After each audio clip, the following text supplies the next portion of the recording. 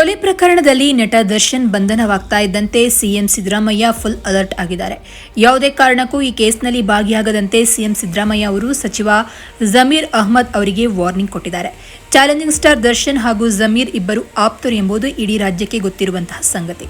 ಜಮೀರ್ ಪುತ್ರನ cinema ಪ್ರಮೋಷನ್ಗೆ D-boss ಸಹಾಯ ಮಾಡಿದ್ರು. ರೇಣುಕಾಸ್ವಾಮಿ ಕೇಸ್ನಲ್ಲಿ ಇನ್ವಾಲ್ವ್ ಆಗಬೇಡ, ದರ್ಶನ್ ವಿರುದ್ಧ ಸೀರಿಯಸ್ ಅಲಿಗೇಷನ್ ಇದೆ ಅಂತ ಸಿದ್ದರಾಮಯ್ಯ ಅವರು ಜಮೀರ್ಗೆ ತಿಳಿಸಿದ್ದಾರೆ. ಒಂದ್ ವೇಳೆ ಈ ಕೇಸ್ನಲ್ಲಿ ನಿನ್ನ ಹೆಸರು ಬಂದ್ರೆ ಬಳ್ಳಾರಿ ಗ್ರಾಮೀಣ ಶಾಸಕ ಹಾಗೂ ಮಾಜಿ ಸಚಿವ ನಾಗೇಂದ್ರನಿಗೆ ಬಂದ ಗತಿ ನಿನ್ಗೂ ಬರುತ್ತೆ. ದರ್ಶನ್ ಹಾಗೂ ನಿನ್ನ ಸ್ನೇಹ ನನಗೂ ಗೊತ್ತಿದೆ, ಆದರೆ ಈ ಕೇಸ್ನಿಂದ ದೂರ ಇರು ಅಂತ ಸಿಎಂ ಸಿದ್ದರಾಮಯ್ಯ ಅವರು ಖಡಕ್ ಆಗಿ ಜಮೀರ್ಗೆ ಹೇಳಿದ್ದಾರೆ. ಸಿಎಂ ಸೂಚನೆಗೆ ಜಮೀರ್ ಅವರು ಮರು ಮಾತನಾಡದೆ ಆಯ್ತು ಸರ್ ಅಂದಿದ್ದಾರೆ ಅಂತ ಹೇಳಲಾಗ್ತಾ ಇದೆ. ಇನ್ನು ಮಾಧ್ಯಮಗಳ ಮುಂದೆ ಹೇಳಿಕೆಗಳನ್ನು ಕೊಡುವಾಗ ಎಚ್ಚರಿಕೆನ ವಹಿಸಬೇಕು, ನಿನ್ನಿಂದ ಸರ್ಕಾರಕ್ಕೆ ಕೆಟ್ಟ ಹೆಸರು ಬರಬಾರದು ಅಂತ ಜಮೀರ್ಗೆ ಸಿಎಂ ಸಲಹೆಯನ್ನು ನೀಡಿದ್ದಾರೆ.